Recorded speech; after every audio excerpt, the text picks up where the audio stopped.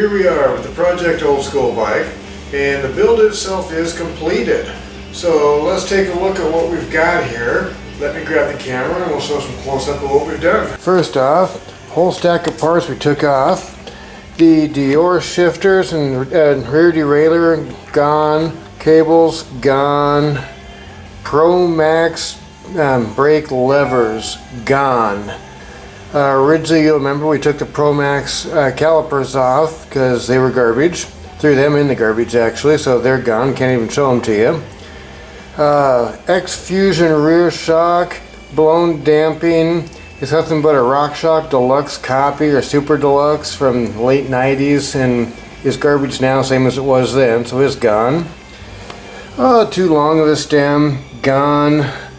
And of course, brake pads, the old Avids, they're gone just because it needed new ones, so we went with some Galfer new ones. Show you that in a minute. Some Redline platform pedals, or Fusion, I guess it says on platform pedals, one-piece jobs. Got rid of those too. And this old, I guess it's an RST Mozo dual triple clamp. It's a 5-inch shock with basically no damping. That had to go. Old tires, those are gone. And rim is gone because the fork, well, it wasn't compatible with the quick release and I had to do something different there too. So, let's look at the bike. Now for that rear derailleur, let's get down here and look. In an old box I had an XT rear derailleur along with, let's get up here a little bit, Sox Wavy grip shifter type, old school. Those came off an old downhill bike I used to race and I still had them. So I went ahead and put them together on it. This XT is nice for the shifting. I really cleaned that up quite a bit. For the front shifting, I went through Amazon, found just a grip shift I could get. Front derailleurs are universal, so any brand will work with any brand on those. Honestly, this 3.0 comp, I'm not real thrilled with. That'll go away when I find another Sox Wavy to go on the left. I just happen to like those. That stem that went away, at Cambria bike, I found an Azonic that would go with the stock bar that we had, which was a 25.4 diameter. So I found an Azonic stem that would fit with that really well. And I threw some spacers under it that I could raise that thing up. Just because that bent over too much, I'm old, it feels better sitting upright a little bit more, and I'm not ready for a comfort bike, I would destroy it. Now those levers that I replaced on the front end, in that same box I had everything else in, some old Avid speed dial levers. So those definitely had to go on there. They go well with my BB7s. The front forks we had already shown, RockShox Domains. The other part, one of the parts I went used on too, I found the front wheel that's compatible off of eBay actually. 50 bucks, I figured I couldn't go wrong. It's a decent wheel. And I threw the 203mm rotor. I had that in that same box with my old parts. So I threw that on it with an adapter I found at Jensen USA to make my BB7 bolt right up to it. Good to go on that. I went with the Galfer brake pad just because they do a nice job keeping things quiet and nice. Of course there'll be a little time for those to bed in, but that takes no time at all really. So I took care of the whole front end right there.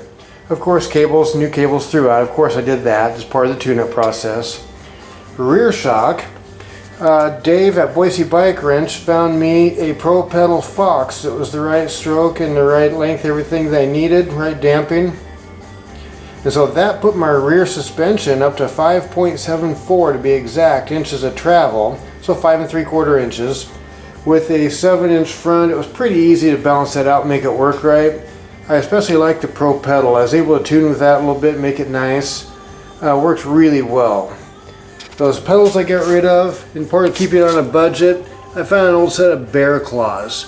Those are on Amazon. Just standard bear traps, I guess they are. But the bear trap pedal, I mean, they hold your shoe like no other, and I'm a definite platform pedal guy. So for the budget, that was the way to go. I would like to have done a Deity platform with the removable pins, but for 140 bucks versus less than 20 that these cost me, I had to keep it on the budget. Tires wise, those went away. I did a Kenda Navigal up front, largely because really large knobs. It is a 2.5 width, good side knobs, good design. These do really well in the terrain that we have here in the Boise area. Then the rear, also Kenda, I got the Excavator. In fact, that's the Eric Carter Signature Series. The front one was a John Tomac Signature Series. Both of those I discovered after I got them, but that's okay. I got this one largely just because that tread pattern in the rear does really good for a rear. It digs in and bites a bit really well. It's got good side knobs for them laid over. It just works good for the type of terrain again we have here in Boise. That's a 235 in the rear because that's what would fit on this particular frame. That's really about the size of what I did to this.